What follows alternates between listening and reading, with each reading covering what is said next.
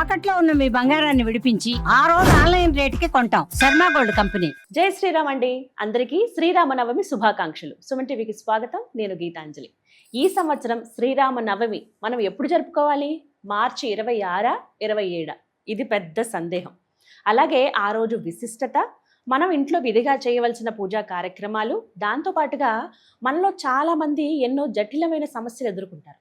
అంటే నిత్యం మన జీవితంలో ఉండేవే, వాటికి పరిష్కారం దొరకక ఇబ్బంది పడుతూ ఉంటాం. ఇలాంటి విశిష్టమైన రోజున ఏవైనా పరిహారం చేసుకుంటే గనక వాటి నుంచి బయటపడే మార్గాలు ఉన్నాయా? తెలుసుకుందాం.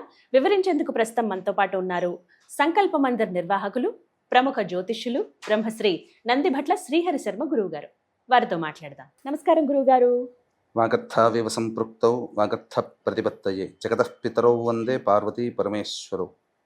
ఆదిత్యాయ చ సోమాయ మంగళాయ బుధాయ చ గురు శుక్ర శనిభ్యశ్చ రాహవే కేతవే నమః. శృంగేరి జగద్గురు పీఠాధిపతులకి, కంచిపీఠాధిపతులకి నమస్కారములు తెలియజేసుకుంటూ కార్యక్రమాన్ని ప్రారంభిద్దాం. జై శ్రీరామ్. శ్రీరామనవమి శుభాకాంక్షలు గురుగారు. జై శ్రీరామ్. మీకు, యాజమాన్యానికి, వీక్షిస్తున్నటువంటి మన సుమన్ టీవీ ప్రేక్షకులకు అందరికీ కూడా శ్రీరామ నవమి పర్వదిన శుభాకాంక్షలు. రాముల వారి కళ్యాణం జగత్తంతా సంబరమే. ఖచ్చితంగా విశ్వం అంతా ఆనందపడుతుంది. వారి కళ్యాణం చూడడానికి అందరం ఎంతగానో ఎదురు చూస్తాం. అయితే పెద్ద సందేహం అండి, పండగలప్పుడు ఇలా 2 రోజులు వస్తే గనక ముందు ఈ సందేహంతోనే సగం అయిపోతుందని అనిపిస్తుంది. మరి ఇంతకీ 26, 27 గురువుగారు ఎప్పుడు జరుపుకోవాలి శ్రీరామనవమి? మనకు శ్రీరామనవమి కానీ, జన్మాష్టమి కానీ, దీపావళి పండుగ, దసరా, ఇలా ఏదో ఒక సందర్భంగా, హోళీ, రాఖీ పౌర్ణమి, ఇలా మనకు కన్ఫ్యూజన్ స్టేటస్లో వస్తాయి. కారణం ఏంటంటే ఇక్కడ ప్రధానంగా మన సనాతన ధర్మంలో తిథిని అనుసరించి చేసుకునే పండుగలు కొన్ని, నక్షత్రాన్ని అనుసరించి చేసుకునే పండుగలు, ఉదయం పూట తిథి ఉన్నటువంటివి లేదా సాయంత్రం పూట తిథి వ్యాప్తమైనటువంటి పండుగలు కొన్ని ఉంటాయి. ఇప్పుడు మహాశివరాత్రి సాయంకాలం మొత్తం చతుర్దశి ఉండాలి. అలాగే సంకష్టహర చతుర్థి సాయంకాలానికి చవితి ఉండాలి, చంద్రుడిది. కాబట్టి ఇలా ఈ యొక్క భేదాలు ఉండడం వల్ల మన వాళ్ళు కన్ఫ్యూజన్ అని అనుకుంటున్నారు. కానీ వాస్తవానికి శ్రీరామ నవమి అన్నప్పుడు ఒకే మాటలో చెప్పాలంటే శ్రీరాముల వారి జన్మోత్సవం. అంటే జన్మించినటువంటిది నక్షత్రాన్ని బట్టి చేసుకునే ఆచారం కొన్ని ప్రాంతాలలో, జన్మ తిథిని బట్టి చేసుకునే ఆచారం కొన్ని ప్రాంతాల్లో ఉంటుంది. అయితే శాస్త్రాన్ని బాగా పరిశీలన చేసినప్పుడు జన్మ నక్షత్రం ఉన్న రోజున పండుగ చేసుకోవడము, పుట్టినరోజు చేసుకోవడమే చాలా సముచితం. ఎందుకంటే మరణించినప్పుడు, వ్యక్తి మరణించినప్పుడు మరణించిన తిథిని మనం ఆధారంగా చేసుకొని ప్రతి సంవత్సరం కార్యక్రమాలు చేస్తుంటాం. మరి పుట్టినప్పుడు పుట్టిన నక్షత్రమే తీసుకోవాలి, పుట్టిన తిథి తీసుకోకూడదు. నక్షత్రమే. దీన్ని బట్టి మనం చూసినట్లయితే 26వ తారీఖు రోజున అష్టమి తిథి 11:50 వరకు, 26వ తారీఖు రోజున. తర్వాత ఈ ఆరుద్ర నక్షత్రం 3:50 అయిపోయి తదనంతరం ఈ యొక్క పునర్వసు నక్షత్రం 26వ తారీఖున ప్రవేశం చేస్తుంది. మరి 27వ తారీఖు రోజున పునర్వసు నక్షత్రం 4వ పాదం అపరాహ్న సమయం అనగా 3:50 వరకు ఈ యొక్క పునర్వసు నక్షత్రం ఉంది. ఉదయం 10:38 వరకు నవమి తిథి ఉంది 27వ తారీఖు రోజున. కాబట్టి 27వ తారీఖు నవమి సూర్యోదయానికి, అలాగే రాముల వారు జన్మించిన జన్మ నక్షత్రం పునర్వసు నక్షత్రం 4వ పాదం మధ్యాహ్న అపరాహ్న సమయానికి 12:30 సమయంలో జన్మించాడు కదా, అదే సమయానికి పునర్వసు నక్షత్రం 27వ తారీఖు రోజున ఉంటుంది. కాబట్టి వీక్షించేటువంటి ప్రేక్షకులు 27వ తారీఖు రోజున జరుపుకోవడమే సముచితం. మనకు ఇంకా క్లియర్గా చెప్పాలి అని అంటే భద్రాచలంలో రాముల వారి కళ్యాణం ఎప్పుడు చేస్తున్నారో అప్పుడే కళ్యాణం చేసుకోవాలి. 27న జరుగుతుంది కాబట్టి మనం అందరం కూడా 27నే జరుపుకోవాలి. 27 జరుపుకోవాలి. పెద్ద సందేహం అయితే తీరిందండి. ఇక తదుపరి అడిగేది ఆ రోజు విశిష్టత, అలాగే ఇంట్లో ఎలా చేసుకోవాలి పూజా కార్యక్రమం, ఉదయం నుంచి సాయంత్రం వరకు ఎట్లా గడపాలి? మనకు నవరాత్రులలో గుప్త నవరాత్రులు అని ఆషాఢము తర్వాత వచ్చే వారాహి మరియు శ్యామ నవరాత్రులు, ప్రత్యక్ష నవరాత్రులు అని కూడా ఉన్నాయమ్మా. ప్రత్యక్ష నవరాత్రులప్పుడు కేవలం దుర్గా నవరాత్రులనే చేస్తాం, కానీ లలితా నవరాత్రులు కూడా ఉన్నాయి. రాముల వారి యొక్క వీరోచిత పోరాటము, ఒక పురాణ పురుషుడుగా అవతరించినంత వరకు కూడా లలితా నవరాత్రులు చేసుకున్నారు. రాముని వారి గొప్పతనాన్ని కాంక్షిస్తూ ఈ యొక్క శ్రీరామ నవమిని కళ్యాణోత్సవంగా రామదాసు వారి కాలం నుంచి వచ్చింది.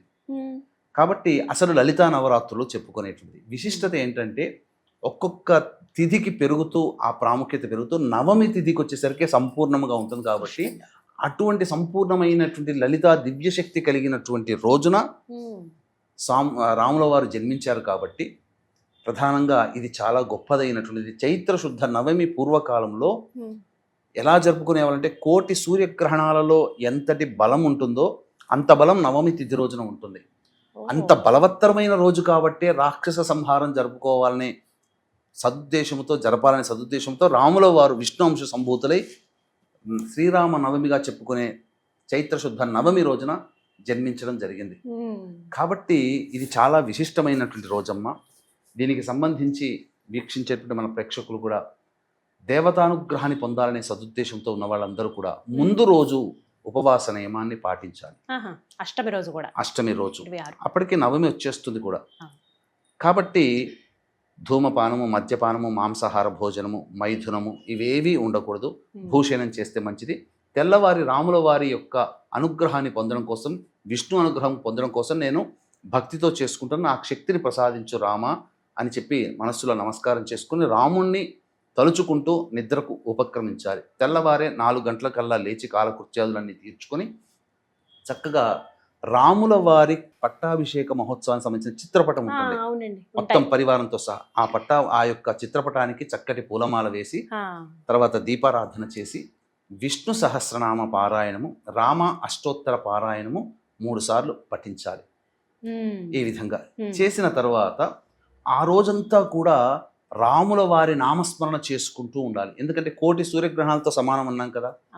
ఇక ఆ సందర్భంగా రామానుగ్రహాన్ని పొందదలిచిన వాళ్ళు ఆ రోజంతా కూడా రామనామస్మరణ చేసుకుంటూ చక్కగా మధ్యాహ్నం 11:30 గంటల సమయానికల్లా దగ్గరలోని ఏ దేవాలయంలోనైనా కానీ లేదా ఎక్కడ రాముల వారి కళ్యాణం జరిగితే అక్కడ ఉండడం, చేతనైనంత వాలంటరీగా సర్వీస్ చేయడం, లేకపోతే రాముల వారి కళ్యాణంలో మనం పాలు పంచుకోవడం, లేదా కనులారా ఆ స్వామి కళ్యాణోత్సవాన్ని వీక్షించడం, ఇవన్నీ చేయాలి.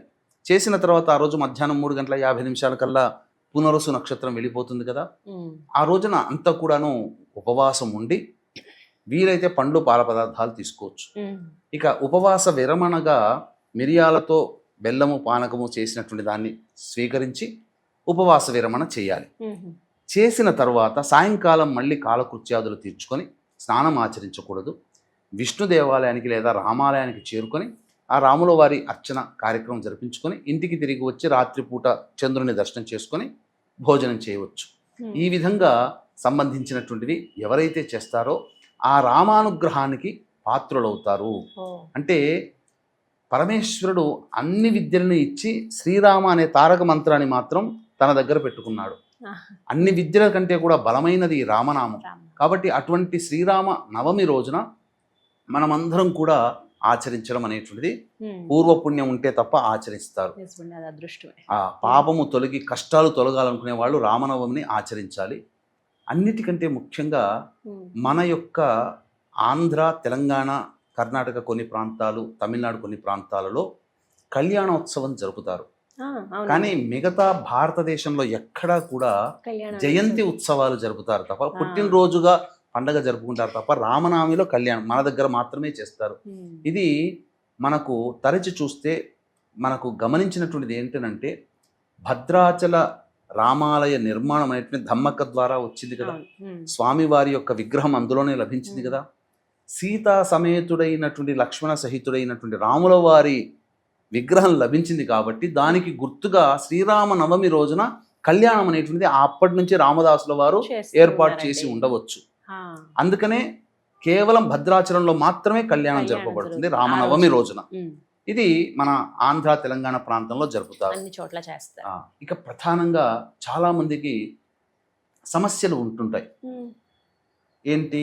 జటిలమైన సమస్యలు పరిష్కారం కానీ కోర్టు కేసులు కానీ లేకపోతే ఒకళ్ళ దగ్గర నుంచి మనకు పని కావాల్సి వస్తే పని కాకపోవడం కానీ, ఉద్యోగ సంబంధంగా మనం ఎదురు చూస్తున్నాం, అన్ని ఆర్డర్స్ వస్తాయి, ఉద్యోగం సరిగ్గా మనకు ఆర్డర్ రాకపోవడం కానీ, లేకపోతే మనం వీసా ప్రయాణం కోసం అప్లై చేస్తాం, అన్నీ శాంక్షన్ అవుతాయి కానీ వీసా దగ్గర ప్రాబ్లం ఉంటుంది. ఇలాంటి జటిలమైన సమస్యల నివారణకి, అలాగే ఉద్యోగ సంబంధమైన సమస్యల నివారణకి, దాంపత్య సమస్యల నివారణకి, ఓ. సంతాన సమస్యల నివారణకి ఈ రామనవమి రోజున కొన్ని పరిహారాలు చేసుకుంటే చాలా మంచి జరుగుతుంది. ఇక్కడ ప్రధానంగా దైవం మానుష రూపేణ రాముల వారి యొక్క అనుగ్రహంతో మనుష్యుల రూపంలో మనకు సహాయ సహకారాలు అందుతాయమ్మా. ఎలా చేసుకోవాలో తెలియజేసుకుందాం. వీక్షించేటువంటి ప్రేక్షకులు కూడా ఈ యొక్క ఏప్రిల్ 2వ తారీఖు రోజున చైత్ర పౌర్ణమి సందర్భంగా మన పీఠమాధుర్యంలో ఈ సంవత్సరం అంతా కూడా నవగ్రహాల యొక్క అనుగ్రహం కలగడం కోసం నవగ్రహ పాశుపత హోమము, మృత్యుంజయ హోమము, రుద్ర హోమము, సుదర్శన హోమము, లక్ష్మీ మూలమంత్ర సంపుటిత లక్ష్మీ సూక్త హోమము అనేటువంటి జరిపించి శక్తిపాతం చేసినటువంటి కరుంగలి మాల ఇవ్వడం జరుగుతుంది. సాయంకాలం 6 గంటలకి 2వ తారీఖు రోజున ప్రారంభమవుతుంది. అవకాశం ఉన్న వాళ్ళు 2వ తారీఖు మధ్యాహ్నం 3 గంటల లోపల మీరు గోత్రనామాదులు స్క్రీన్పై కనిపిస్తున్న నెంబర్కి కాంటాక్ట్ చేసి నమోదు చేసుకోవచ్చు. ఇంతకుముందు చెప్పుకున్నట్టుగానమ్మా, జటిలమైనటువంటి సమస్యల నివారణకి ఈ రోజున సుందరకాండ పారాయణం చేయాలమ్మా. దొరుకుతుంది, పుస్తకం దొరుకుతుంది. ఆ రోజు మొత్తం పారాయణం చేస్తే ఆంజనేయుని యొక్క అనుగ్రహంతో అది జరుగుతుంది. ఇక తర్వాత ఉద్యోగము, పదవి, వ్యాపార సంబంధమైనటువంటి సమస్యలు ఉంటాయి. శ్రీరామ పట్టాభిషేక మహోత్సవం అంటే రావణ సంహారం జరిగి శ్రీరామ పట్టాభిషేకం జరిగేంత వరకు ఉండేటువంటి సర్గని మనం 108 సార్లు కనుక పారాయణం చేస్తే ఖచ్చితంగా ఉద్యోగం లభిస్తుంది. ఉద్యోగం పోతుందనే భయం వాళ్ళకి, ఆ భయం తొలగిపోతుంది. ఇక దాంపత్య సమస్యల నివారణకి రావణ సంహారం జరిగి పట్టాభిషేకము జరిగి అన్యోన్య దాంపత్యముగా ఉండి గర్భవతి అయి సంతానాన్ని కని రాముల వారు ఉండేంత వరకు కూడా, అనగా ఆ యొక్క అవతార సమాప్తి జరిగేంత వరకు కూడా ఉన్నటువంటి ఘట్టాన్ని ఎవరైతే 3 మార్లు పారాయణం చేస్తారో దాంపత్య సమస్య తొలగిపోతుంది. ఇక వివాహ సమస్యలు అనేటువంటివి ప్రధానంగా చూసుకున్నట్లయితే అరణ్యానికి బయలుదేరి బాలకుడిగా ఉన్నటువంటి రామ లక్ష్మణులు అరణ్యానికి బయలుదేరి సీతా కళ్యాణ ఘట్టం వరకు, సీతారామ కళ్యాణం ఘట్టం వరకు ఉన్నటువంటి ఆ సర్గని ఒక 21 మార్లు కనుక పారాయణం చేస్తే తప్పకుండా ఆ సంబంధించినటువంటి వివాహ దోషాలు తొలగిపోయి ఆదర్శ పురుషుడైనటువంటి రాముడిలాగా ఆదర్శ మహిళ అయినటువంటి సీత లాంటి వధువు వారి యొక్క జీవితంలో ప్రవేశిస్తుంది. ఇక అన్నిటికంటే మించి ప్రధానముగా సంతాన సమస్యలు కూడా ఈ సంబంధించినటువంటి ఘట్టం.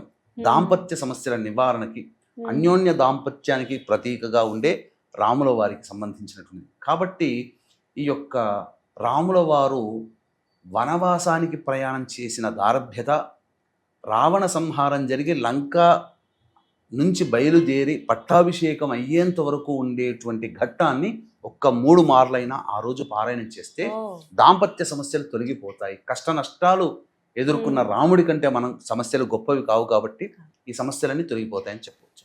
రామాయణమే ఒక పరిష్కారం, గొప్ప పరిష్కారం కదండి. చాలా మందికి అలవాటు ఉంటుంది, కానీ నూతనంగా మేము ప్రారంభిద్దాము అనుకున్న వాళ్ళు ఈ మంచి రోజున ప్రారంభించవచ్చు కదండి. మీరు చెప్పిన విధంగా అన్ని పారాయణ చేసుకుంటే ఎటువంటి జటిలమైన సమస్యలను తొలగిపోతాయి. చాలా చక్కగా వివరించారు గురుగారు, ధన్యవాదాలండి. సర్వం శ్రీ ఉమామహేశ్వర పరబ్రహ్మార్పణమస్తు.